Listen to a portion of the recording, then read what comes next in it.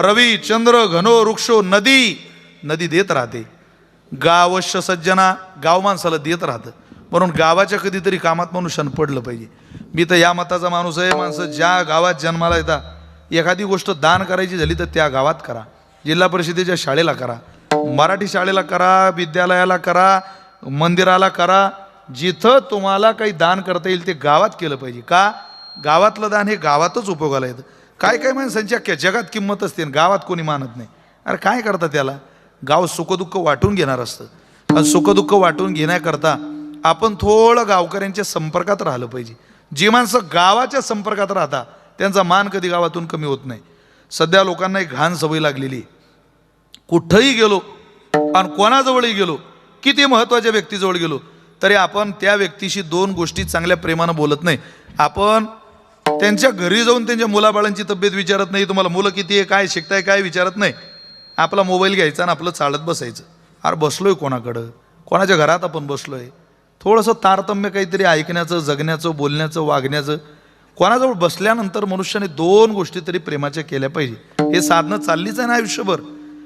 मी सगळ्या महिला वर्गाला सांगतो, ऐकून घेण्याची तयारी गावातली, घरातली, बाहेरची सगळ्यांची संपली. म्हणून आपली दयनीय अवस्था झालेली आहे. आपण ऐकून घेण्याची तयारी नाही. तुमची एक बहीण समजा गरिबाच्या घरात पडली आणि तुमचं बरं चाललंय. श्रीमंताच्या घरात एक बहीण आणि एक बहीण गरिबाच्या घरात. दिवाळीला दोन्ही जर माहेरी आल्या असतील तर गरीब बहिणीचं श्रीमंत बहिणीनं ऐकूनच घेतलं पाहिजे. श्रीमंतीनं तिला सांगू नये. आपल्या श्रीमंतीचा बळेजाव तिला सांगू नका. आम्ही फ्लॅट घेतला, ही गाडी घेतली, या शाळेत पोरं शिकता, कशाला सांगता तुम्ही तिला? दोन गोष्टी तिच्या ऐकून घ्या ना. उलट तुमची बहीण गरिबाच्या घरात पडली याचं वाईट वाटत नाही तुम्हाला? तुमच्या अंगावर सोनं मावत नाही, ती बिचारी लंकेची पार्वती आहे. पटत तुम्हाला? खंत नाही तुमच्या मनात आपल्या बहिणीचं जरा गरीब आहे बाबा, कसं होईल तिचं, कसं होईल? उलट मांडीला मांडी घालून तिच्याजवळ बसत असताना दिवाळीच्या सणाला तुम्ही मोठी बहीण, लहानी बहीण, श्रीमंत बहिणी आणा, त्यानं गरीब केविलवाल्या बहिणीला प्रेमानं विचारा, बाई कसं काय ग तुझं, बरं आहे ना? एवढे दोन शब्द खर्च करा. ती सांगेल तुम्हाला, बाई सगळं चांगलं आहे. अगं माझा एक मुलगा आता 5वीला आहे, दुसरा 3रीला आहे. दोन्ही मुलं जिल्हा परिषदेच्या शाळेत शिकायला आहे. खूप आनंद आहे ताई. नवऱ्याला 1000 रुपये रोज आहे, मला 500 रुपये रोज आहे. कसली उणीव घरात नाही, सगळं चांगलं आहे. पण एवढंच रोज माझ्या पोरांना सांगते, अरे खूप मोठे व्हा शिकून. रोज मोठ्या मोबाईलमध्ये तुझ्या पोरांची फोटो माझ्या पोरांना दाखवते आणि सांगते आपल्या मावशीच्या मुलांसारखी पोरं व्हा, शिकून मोठे व्हा. ताई 12वी पास झालो की जरा तुझ्या नवऱ्याला आमच्या पोरांना दोन गोष्टीचं मार्गदर्शन करायला लाव. जर तुझ्या नवऱ्यानं आमच्या पोराला योग्य मार्गदर्शन केलं तर 12वी पास झाल्यावर आमची पोरं चांगल्या कामाला लागतील, व्यवसाय, उद्योग, व्यापार काहीतरी करतील, आमच्या गरीबाच्या कुटुंबाचं भलं होईल. तशी माझी पोरं दोन्ही हुशार आहे. पण आनंद या गोष्टीचा आहे ताई, संध्याकाळचा हरिपाठ झाल्याशिवाय आमच्या घरात कोणी अन्नाचा कण सुद्धा घेत नाही. इतकं वारकरी संप्रदायाचं पवित्र वातावरण आमच्या घरात आहे. एवढं तुमच्या गरीब बहिणीचं ऐकून घ्या. तिला असं वाटेल आमचं देव ऐकून घेतोय की काय. पण आपली कोणाची ऐकण्याची मानसिकता राहिलेली नाही. ज्या पोरांनी योग्य वयात ऐकण्याची मानसिकता ठेवली ती मोठी झाली. तरुण वयात पोरानं बापाचं ऐकलंच पाहिजे. तरुण मुलीनं घरातल्या आईचं ऐकलंच पाहिजे. तेवढा धाक असलाच पाहिजे माणसाला. पहा तुम्ही धाकातलं जीवन काटेकोरं चालतं की नाही. ज्याच्या आयुष्यातला धाक संपला त्याचं जीवन संपलं. काय जाऊ नका त्या दिशेला. विठ्ठल विठ्ठल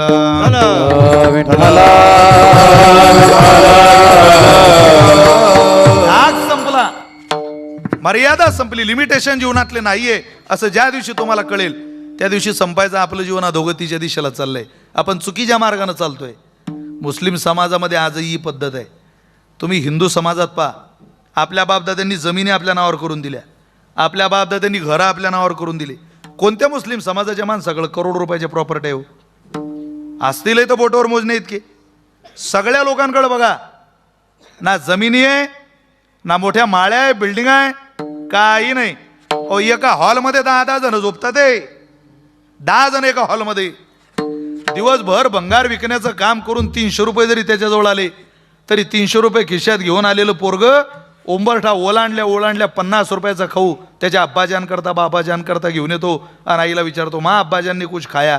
300 रुपये ज्याची कमाई आहे ते पोरग घरी आल्या उंबरठा ओलांडून आल्यानंतर विचारतं, माझा बाप काही खाल्ला का? करोडो रुपयाच्या प्रॉपर्टी ज्या बापानं आपल्या नावावर करून दिल्या, तो जिवंत आहे की मेला याची काळजी घ्यायला तुमची माझी पोरं तयार नाही. याचं कारण घरातला धाक संपला, आचारसंहिता संपली, कोणाचं ऐकून घ्यायची मानसिकता आपली संपलेली. मोठा अवघड आहे. आणि त्यामुळंच झालंय, एक मुस्लिम समाजाची पोरगी तुम्हाला पबमध्ये जाताना दिसणार नाही, डान्स बारमध्ये जाताना दिसणार नाही. सगळ्या हिंदूच्या पोरी महाराज. धाक नाही, मर्यादा नाही. ज्या स्त्रीच्या आयुष्यातली मर्यादा संपली तिनं दोन्ही घरं संपवली. दोन्ही. स्त्री ही सरिता आहे, नदी आहे. ती नदी सरळ चालली मर्यादेत तर दोन्ही तटाकांना आनंद आहे. तिनं ज्या दिवशी तिच्या मर्यादेचं उल्लंघन केलं त्या दिवशी ते ना माहेर ठिकाणावर ठेवते ना सासर ठिकाणावर ठेवते. नारी लज्जया, तिचं कौशल्य तिच्या लाजेत आहे.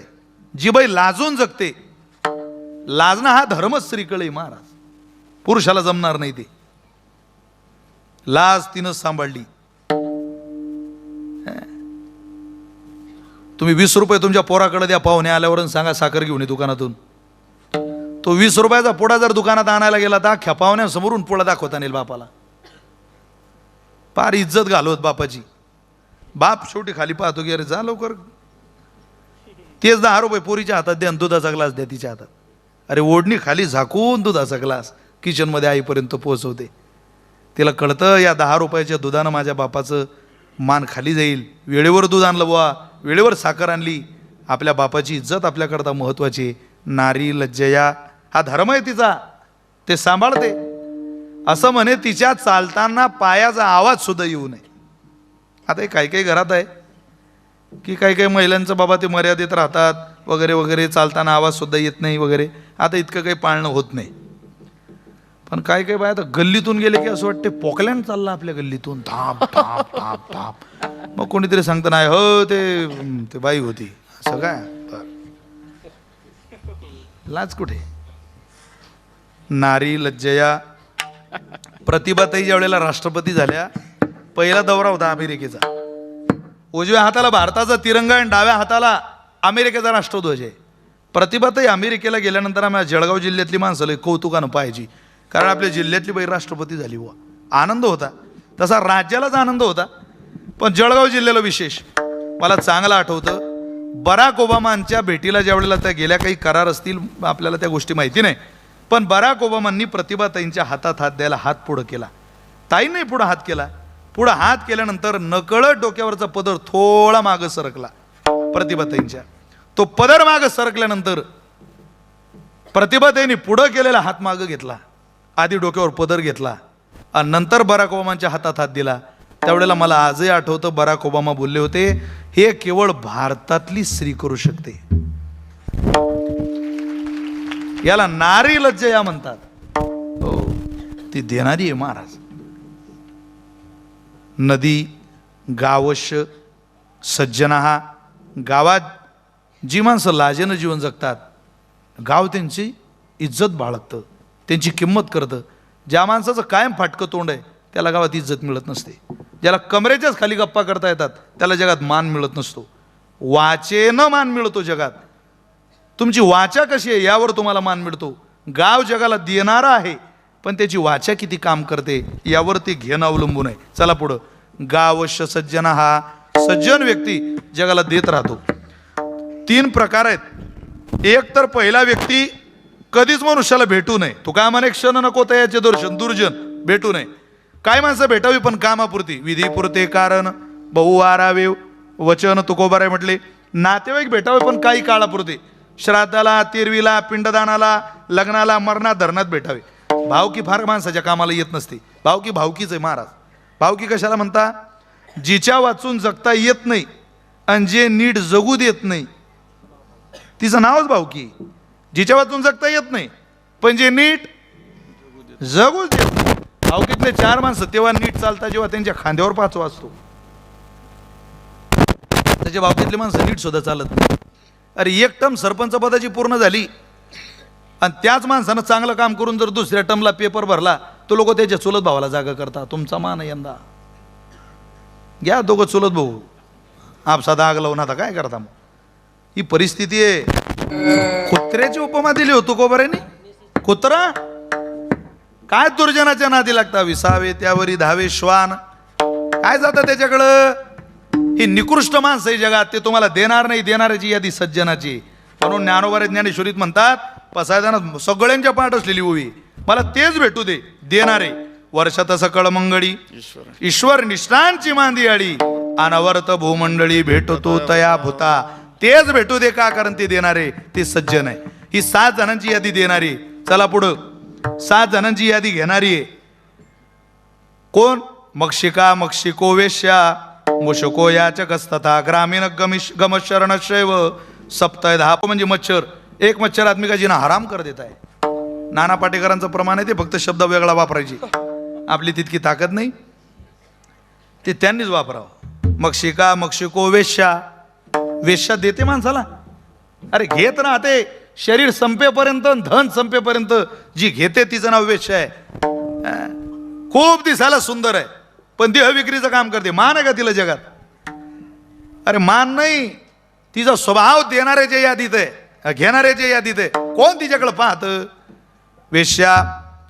मुशको, मुशको म्हणजे उंदीर. याचक असता, मागणारा माणूस कायम घेत राहतो. त्याला सवय न मागायची, त्याला देणं माहिती नसतं, त्याला घेणंच माहिती. मुशको याचक असता, ग्रामीण, ग्रामीण म्हणजे पुढारी. आता रागवू नका गड्या, हे काही माझ्या बोर्डलानी थोडीच लिहिलेलं आहे की नाही. ग्रामीण पुढाऱ्याला घ्यावंच लागतं. हे बांबरोडवाडी खालची सरपंच आहेत नाही, त्यांच्याकडे आलो तुम्ही कीर्तना. सरपंचाला म्हणा, गावातल्या कोणत्याही नेत्याला म्हणा, काहीच नाही घेतलं गावाकडून, मतदान तरी घ्यावं लागतं. घेणाऱ्याच्या यादीत आपला नंबर घाल. पुढचं वर्णन आहे, गमशरणशैव म्हणजे तलाठी किंवा ग्रामसेवक. तलाट्याला शेतसारा घेतल्याशिवाय आणि ग्रामसेवकाला गावाचा कर घेतल्याशिवाय गाव चालवताच येत नाही. घेणाऱ्याच्या यादीत नंबर आले. विचार एवढा आहे, घेतल्याशिवाय आणि दिल्याशिवाय जीवन पुढं जात नाही. मग का महाराज, आम्हाला घ्यायचंही आहे आणि द्यायचंही आहे. पण काय घ्यायचंय? सुख घ्यायचंय आणि दुःख द्यायचंय. आहे का असं ठिकाण? तुकोबार म्हटले, जगातलं असं एकमेवच ठिकाण आहे की जिथं दुःख पदरमोड घेतली जाते दुःखाची, आणि दुःखाच्या मोबदल्यात सुख दिलं जातं. ठिकाण कोणतं आहे हो? ठिकाणाचं दिग्दर्शन तुकोबार या अभंगाच्या पहिल्या चरणात करतात. दुःखाची साठी तेथे मिळे सुख, दुःखाची साठी तेथे मिळे सुख,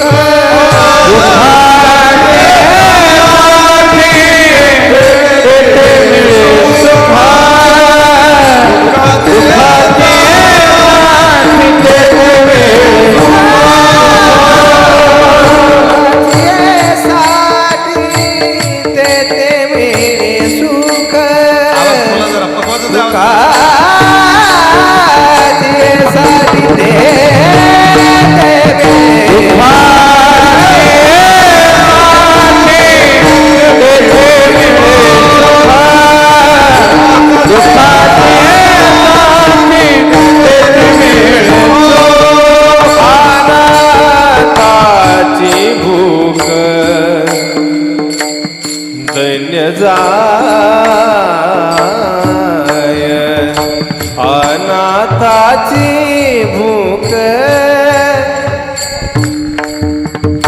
धन्य जाय, अनाथाची भूक धन्य जाय, उदाराचा राधा पंढरीच आहे, उदाराचा राधा पंढरीच आहे.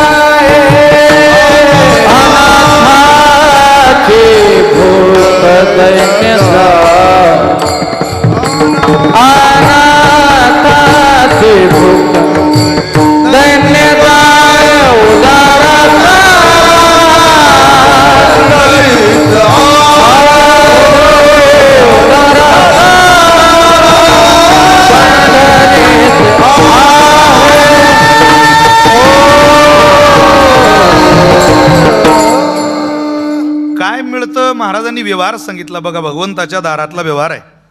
दुःखाची साठी तेथे मिळे सुख, दुःखाच्या मोबदल्यात तिथं सुख मिळतं. साधा विचार आहे, दुःखाच्या मोबदल्यात बऱ्याच ठिकाणी दुःखच मिळतं. तुकोबाराने एक उदाहरण गाथेमध्ये दिलेलं आहे. तुम्ही बोर झाले का? मी घरी जाऊ का? तुकोबारांनी दिलेलं उदाहरण सांगतो. समजा आळंदीतून एक जण पायदळ आपल्या ढोरेवाडीत आला. पायदळ आला बरं का. फार जाम झाला, पाय ठणकायला लागले, अंग दुखायला लागलं. आणि आल्या आल्या बायकोला सांगायला लागला की जरा पाय खूप दुखताय, तू जरा तेल आण घरातून आणि माझ्या पायाला जरा चोळून दे. बायको गेली आणि परत आली सांगायला, मालक आपल्या घरी तेल नाही. तेल नाही? 6 हप्ते जमा होऊनही तेल नाही. मग तू या 6व्या हप्त्याचं केलं काय बुवा? एक थोडा हप्ता लेट झाला तर अख्ख्या गावात बोबाटा केला तू. आता झाले ना, टाकले ना, आता मुकाट्यानं बैस जरा आण तेल. ते म्हणे तेल नाही. तो म्हटला, श्रीवल्ली तुला तेल आणावं लागेल. तू माझा राग सहन करू शकत नाही, आता तुला तेल आणावं लागेल. ती आत गेली, परत आली, मालक घरात तेल नाही हो. परत आली. तो म्हटला तेल पा, कोणतंही आण लवकर तेल आण.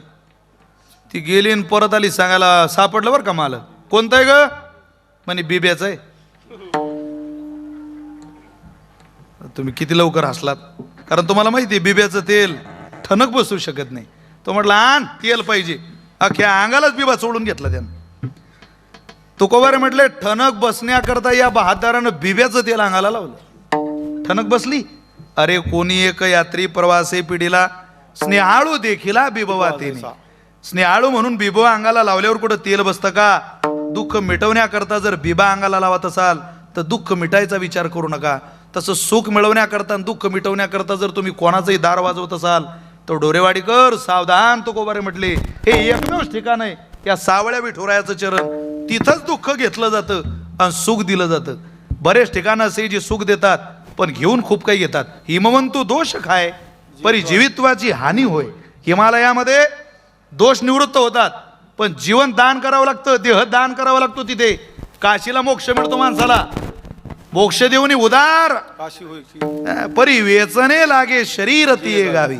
काशीला मुक्ती आहे जरूर, पण मेल्यावर नुसता ढोरेवाडीतला माणूस काशीला जाऊन आला आणि घरी आला मुक्ती नाही. इथून जायचं तिथं, तिथं मरायचं. सोपं आहे का ते? आपल्यालाच मरायला स्मशानभूमीत. मी एक दिवस माझ्या बायकोला स्मशानभूमीत घेऊन गेलो फिरायला. तिला म्हटलं पाय किती चांगलं ठिकाण आहे. ते म्हणे हे कोणतं ठिकाण आहे असं? अगं म्हटलं माणसं मरता इथं यायला, तू पाहून घे आपलं ठिकाण स्मशानभूमी. काय आपल्याला मोक्ष मिळणार इथं? नाही हो, आम्हाला ओढ आहे मोक्षाची. मग तिथं मरा. तिथं नुसता माणूस मेला तरी मोक्ष आहे महाराज. अरे बापरे, मोक्षाची अपेक्षा आहे पण जीवन दान करावं लागतं. त्याचं काय?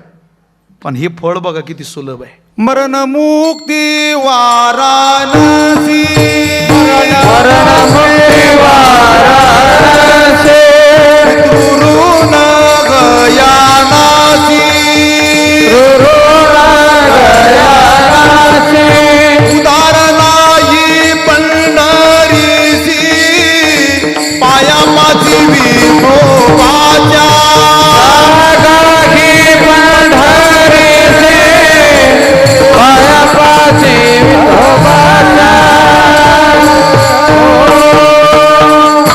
पंढरी प्रकरणामध्ये तुलनात्मक काही प्रमाण आले. आता जे महाराजांनी दिलेलं प्रमाण आहे तुलनेच्या द्वारा प्रमाण आहे. असंच एक सरळ प्रमाण आहे बघा. वाराणसी चाली जे मासा, गोदावरी एक दिवसा, पंढरी पाऊल पडी असा ऐसा ठसा नामाचा. म्हणजे वाराणसी चाली जे मासा, वाराणसीला 1 महिन्याचं जे पुण्य मिळतं ते गोदावरीच्या एका दिवसात आहे. गोदावरी एक दिवसा, पण त्याचे पुढचं पुण्य आहे पंढरी पाऊल पडी असा. इथून एसटीचं तिकीट काढायचं ढोरेवाडी पंढरपूर. एसटी चालू आहे का? आपल्या वाणीचं तप आहे महाराज. होऊ शकते चालू एखाद्या दिवशी एसटी, तुम्ही काही कमकोत समजू नका. झाली चालू एसटी समजा, इथून एसटीत जायचं, पंढरपूरला जायचं आणि बस स्टँडवर जाऊन असा पाय ठेवायचा. कुठं? पंढरपुरात. पंढरी पाऊल पडी असा ऐसा ठसा नामाचा. नुसत्या पावलात पुण्य पंढरीत.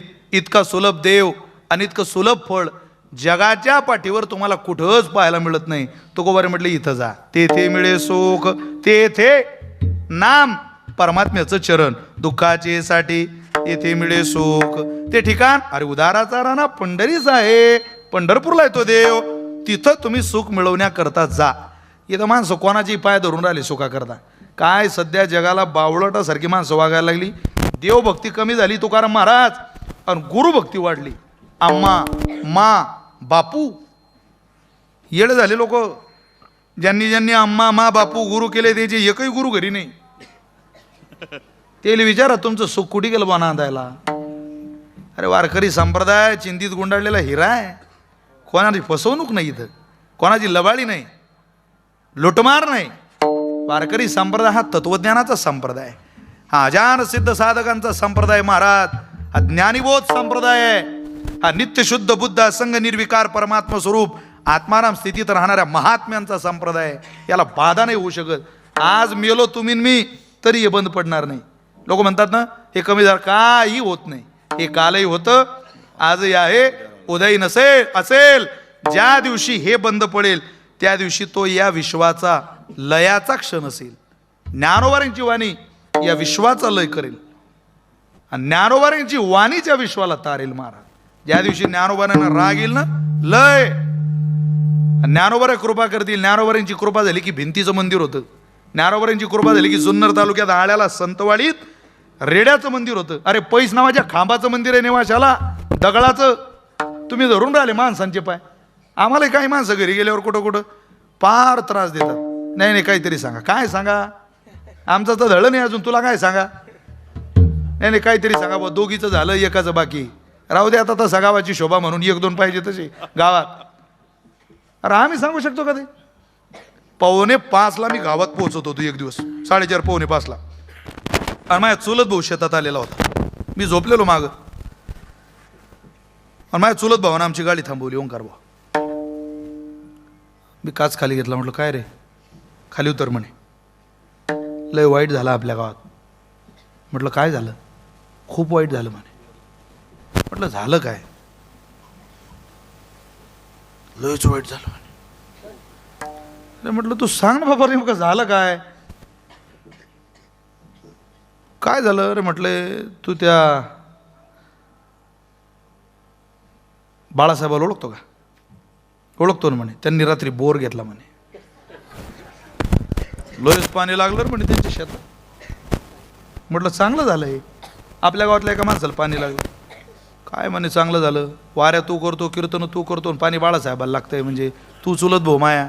म्हटलं मी जे फिरून राहिलो हे तेव्हा पाण्यासाठी हिंडून राहिलो का. तुले बुद्धी आहे की नाही काही. नाही नाही म्हणे पण पाणी आपलं त्याचं किती वैर त्यांना पाणी. तू खाली म्हणे. त्या शेतातून बाहेर मशीन निघालं की आपल्याला बोर घ्यायचं आहे, पाणीच लागलं पाहिजे, तू पाणी सांग. अरे म्हटलं मला सांगता येत नाही ना ते पाणी. नाही नाही एवढ्या गावाचं पाणी प्याला म्हणे नव्हतं पाणी सांगता येत नाही तुले. भाऊकी काय बोलीन. अरे म्हटलं ते काय तांब्याभर पाणी सांगणार का, तू येळा झाला काय. तू सांग म्हणे पाणी. जमीन तुले. त्यानं घरूनच नारळ, अक्षत, हळद, कुंकू सगळं घेऊन आलेलं होतं. नारळ काढलं आणि ठेवलं. ते हळद अक्षत कुंकवाच्या पुळ्या काढल्या. म्हटलं मला येत नाही भाऊ खरंच, तू आई गड्या येडं येडं करू नको. नाही नाही सांग म्हणे, जमते सगळं तुले. त्यानं 500-500च्या 50 नोटा काढल्या, त्या नारळावर ठेवल्या. आता पाणी सांग म्हणे. म्हटलं आता मला पाण्याचे थोडे थोडे झरे दिसायला लागलेले. आता पाणी आहे. मला वाटलं हा ड्राय एरिया आहे का बाबा. नाही नाही हा ड्राय एरिया नाही, हा ऐश्वर्य संपन्न सप्ताह आहे. ड्राय एरियात आपलं येणं झालेलं नाही, पण चांगल्या ठिकाणी आलोय. आता मला दिसायला लागलं इथं पाणी आहे. एवढ्या सकाळी सकाळी आपल्यासारख्या सज्जन माणसाकडून लक्ष्मीचा अपमान करणं बरं नाही महाराज. हे लोकांचं काय असू द्या पण माया विचारायला ते पटत नाही. एवढं पहाटे पहाटे नाही असं नाही करू. काय काय वाटतं समोरच्याला बरं नाही ते. मी ते आपली दक्षिणा उचलली आणि खिशात घातली, नारळ हातात घेतलं.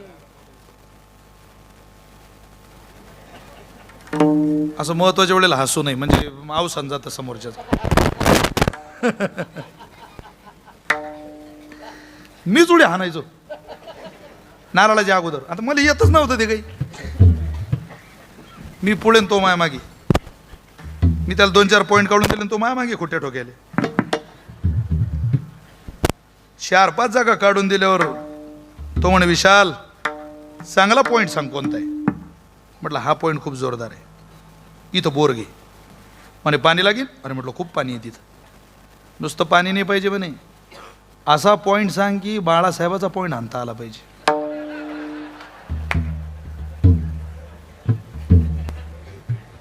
म्हटलं लय 5-25 माणसं खराब मेली असती ना आपल्या गावातले.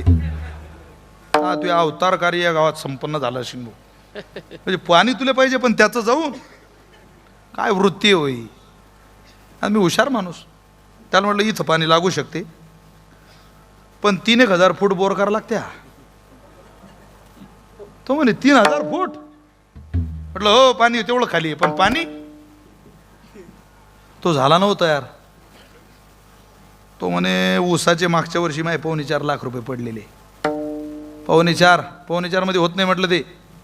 अरे म्हणे 4.25 तू जाऊ दे, आता सोन्याचा भाव मी 6 सोनं केलं होतं, आता काय भाव सोन्याचा? सोनार बसले व्यापारी, बसले सोन्याचे व्यापारी. है की नाही? ज्या सोनं विकणाऱ्या माणसाच्या पोराचं लग्न राहिलेलं असतं त्याने खूप सोनं दान केलं पाहिजे, सून खूप चांगली भेटते म्हणता. आणि तुम्हाला दान करणं इतका माझ्या इतका सज्जन माणूस भेटणार नाही कोण. तुम्ही काही निर्णय घ्या बा लवकर.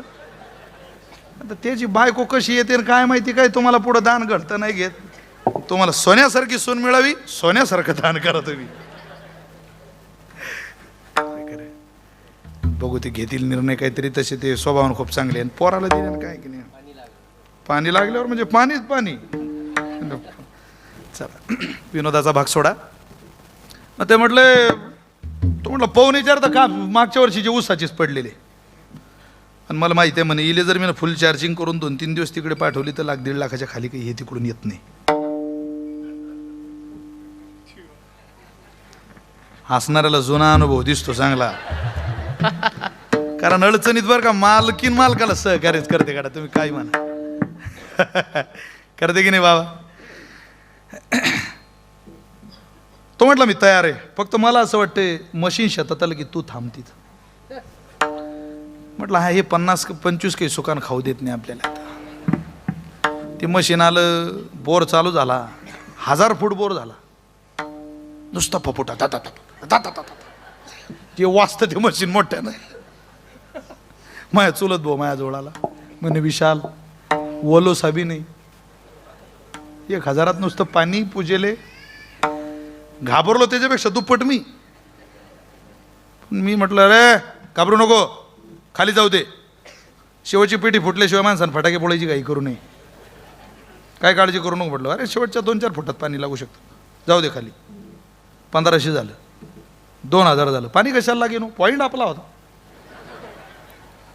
2000 फूट बोर झाल्यावर ते आंध्रातलं पोरगं पाणी प्यायला आलं झाडाखाली. आणि त्याला म्हटलं बंदे क्या कंडिशन आहे होल की. तो म्हणे महाराज ये तो पुरा का पुरा आहे, साय जाने वाला आहे. अरे म्हटलं बापा देवा. त्याला म्हटलं 200 गेन मला गावात नेऊन दे नाही तर जीव घेईन. मी घरी आलो, आपला चादर उडवून झोपलो. तो घरी आला 3000 फूट बोर करून, अख्खे पैसे दान करून. ज्याचे पैसे अक्कल खात्यात गेले त्याला झोप लागत नाही. हिंदुस्थानात असं गाव नाही ज्या गावात रतन खत्रीचं नाव नाही. त्या बहादरांना विचारा तुम्ही. तो म्हणतो जय देव जय देव जय वरली मटका, ओपन में लगा तो कॉलेज में झटका. ताण येतो त्यांना, पैसा गेला गाड्या, पैसा गेला. तसा माझ्या चुलत भाऊ आला. माईला म्हणे काकी हा कुठे. माई म्हणे भाऊ झोपलाय तो. माई म्हणे भल्लाच नाराज दिसून राहिला, तुला चहा देऊ का 1 कप करून. आणि माझ्या आईने त्याला चहा दिला. अशी कप बशी आली त्याच्या आजची. आई म्हणे भाऊ कप बशी खूपच हालून राहिली, काय झालं तुले. तो म्हणे मला विशाल रोग झाला. तो मायाजवळ आला ती कब्बशी घेऊन. तो म्हणे आपला तुझ्या घरातला आजचा शेवटचा दिवस आहे, पण मी तुला एवढंच सांगायला आलो तुझ्या सत्यानाश होईन. म्हटलं मा होईन तेव्हा होईन, तुझ्या आजच झाला मा हातून. अरे भलं व्हावं म्हणून माणसाजवळ दुःख घेऊन सुखाची अपेक्षा करणाऱ्यांच्या रांगा लागल्या. रांगा तुकोबाऱ्यांचं प्रमाण आहे. विनोद ऐकला तुम्ही, प्रमाण ऐकला. तापत्रये तापिली गुरु ते गिवसी तापत्रये तापिली गुरु ते गिवसी तापत्रये तापिली गुरु ते गिवसी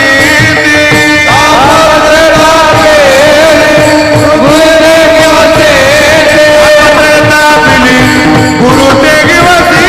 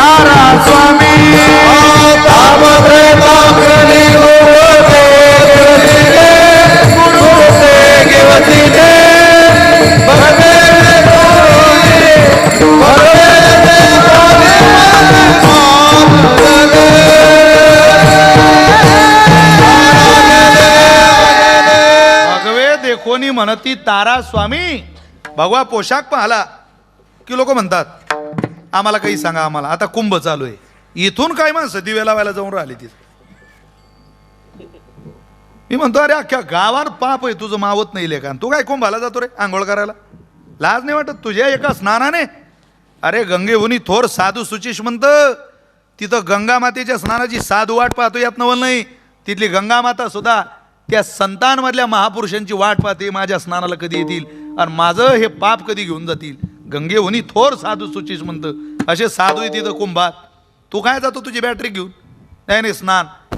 लोक तिथं जाऊन व्हिडिओ आपला काढून आणि ते राहू दे बाबा, तुझ्या स्नानाने काय परिणाम होणार नाही. तिथं असे 1000 स्नान केले तरी आपल्यावर काही फरक पडणार नाही.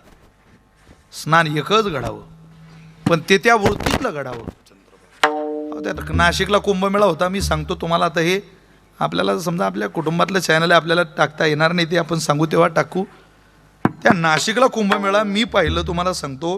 जळतं लाकूड एवढं पेटवलेलं, एवढं लाकूड पेटवलेलं, ऊन, आणि त्या उन्हात लाकूड पेटवलेलं आणि तो साधू शिरशासन करून राहिला उन्हात. म्हटलं मेलो ओढ्या, हे जळणारं लाकूड वरून ऊन म्हणते मी, आणि हा बाबा शिरशासन करतोय. तरी आमच्या जवळचा एक जण तिथं गेलाच. तो म्हणे मला यांच्याशी 2 शब्द बोलायचे. अरे म्हटलं राहू दे, नांदी येऊ नको माझ्याशी, बोल काय बोल नाही ते. नाही माझी इच्छाच आहे म्हणे, इतका लांब आलो. म्हटलं जा. शिरशासन चालू ना, खालून त्यांना पाहतो विचारतो, बाबा जगत कल्याण के लिए कुछ 2 बातें सुनाओ. त्यांनी दिलेलं उत्तर आहे जगत गया भाड में, हमें क्या पडी रे जगत की. साधू आहे महाराज ते. आपण त्यांच्याजवळ आपलं दुःख सांगायला जातो. अरे तुझं दुःख त्यांना सांगून ते मिटणार नाही. ते तुझं दुःख मिटवायला भगवं घातलेलं नाही, तो पोशाख घातलेला नाही. त्यांनी जो पोशाख घातला तो त्यांच्या मस्तीत जीवन जगायला, भगवंताच्या स्वच्छंद आनंदात विहार करायला घातलेला पोशाख आहे. तुला जर दुःख मिटवायचं असेल तर जगात कोणाकडे जाऊ नको. सतमहापुरुष तुझं दुःख मिटवतील 100%. पण देवानं त्यांना सांगावं, साधू दीनवत्सला, या दिनाला तुम्ही पदराला धरा, त्याकरता तू पांडुरंगाचं चरण धर, तेथे मिळे सुख. तिथं सुख आहे, आत्यंतिक दुःखाची निवृत्ती आहे आणि परमानंदाची प्राप्ती आहे. तू तिथं जा बाबा, 100% सुख मिळेल म्हणजे मिळेल. आणि ते ठिकाण पंढरीला आहे. उदाराचा राणा पंढरीसा आहे, उभारोनी बाहे पालवितो. बाहे पालवितो बोलावतोय तुम्हाला. ओ डोरेवाडीकर, अरे या ओ या. काय सुंदर मूर्ती आहे आपल्या मंदिरातल्या, पहा बरं. त्या मूर्तीत फक्त प्राण दिसत नाही, वा नाही तर सगळंच आहे. फक्त मूर्ती बोलत नाही, बाकी काय कमी आहे त्या मूर्तीत? सगळं आहे मूर्तीत. तो आवाज देतो, पांडुरंग परमात्मा डोरेवाडीकरांना तुम्ही या आणि तुमचं दुःख मिटवून घेऊन जा. आमच्याकडे या, आमच्याकडे या. तयार आहे आपलं दुःख मिटवायला, फक्त आपली जाण्याची तयारी पाहिजे. वर्गामध्ये गुरुजी शिकवायला तयार आहे, विद्येचं भांडार खुलं आहे. पकवास शिकवायला तयार आहे. शिकणाऱ्या त्या वृत्तीचा पाहिजे, शिकणाऱ्याची वृत्तीच नाही, लक्षच नाही वर्गात. काही लोकांना तुम्ही कीर्तनाचा उपक्रम उपसंहार विचारा, कीर्तन झाल्यावर सांगतात. काही श्रोते ते मंडपाकडं पाहता, 1 2 3 4 डब्बे मोजता माणसं. ते हे किती आहे, कंदील किती आहे, काय काय माणसं अख्खं मोजून ठेवतात. अरे काही काही श्रोते असे ह्या चटया, ह्या सतरंज्या दुसऱ्या सप्त्याच्या कामात सुद्धा ठेवत नाही. एक एक दोरा, कोण कानात बोट घालतं, कोण नाकात बोट घालतं. काय श्रोता आहे हा? याला विदर्भाच्या भाषेत झांबले श्रोते म्हणतात. एक नंबर झांबला श्रोता. श्रवणस्य विभेदेन फलभेदोंतर संस्थिता. महर्षी व्यासांनी श्लोक खर्च केला. खूप चांगला आहे ना, ऐकणारच नाही. खूप खूप चांगला आरसा आहे. खूप नवऱ्यानं मोठा आरसा आणून दिला, फक्त आरशात पाहणारीला नाक नाही. काय करतात त्या आरशाला? जैसे तैसे दावी आरसा, नकट्या तैसा पालटे, नकट्या तैसा पालटे, नकट्या तैसा पालटे. जैसे तैसा दावी आरसा, नकट्या तैसा पालटे, नकट्या तैसा पालटे, नकट्या तैसा पालटे.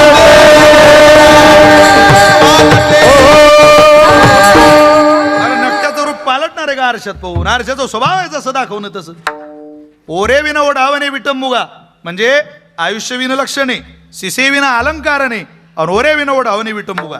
खूप लक्षणानं भरलेलं जीवन आहे. एक बाई भविष्यकाराला हात दाखवते, संपलाय कीर्तनच संपलं आहे का. ती म्हणते पा हो गुरुजी आमच्या पोराचा हात पा.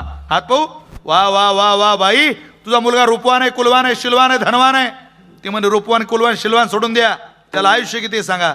अगं वयाच्या 15व्या वर्षात या पोराच्या आयुष्यात मृत्यू षड्यंत्र नावाचा दोष आहे. हे पोरग मरणार आहे. काय करता त्या लक्षणाला. आयुष्यच नाही. 15व्या वर्षात मरणारं पोरग किती गुणवान असू द्या, उपयोग काय. कपाट भरलेलं असू द्या दागिन्यानं, घरा एवढा आरसा असू द्या, घालणारीला नाक नाही. काय किंमत आहे. सारं वराडाला नवरदेवाला नाही ढोरेवाडीत. काय करता त्या वराडाला. पोरगी ढोरेवाडीतली नवरदेवाला आलाच नाही अजून. पहिली गाडी आली, सगळे रिटायर माणसं 75च्या पुढची, निम्मे फुकट त्यातली. गाडी आली सगळे 2-4 पोरं 10-15 माणसं धावत गेले. पाण्याच्या कॅना घ्या, वा अमुक घ्या ढमुक घ्या. गाडी आली. काव कोण आलं. नवरदेव. नवरदेव म्हटले नवरदेव नाही या गाडीत. चला लगेच जिल्हा परिषदची शाळा 4 नंबर खोली. जिल्हा परिषद म्हणजे ठेवले जातं पाहुणे. जिल्हा परिषद आता त्या टेंटवाल्यांनी कॅटेगरी माहीत असते पाहुण्यांची. पहिल्या गाडीला गाद्या.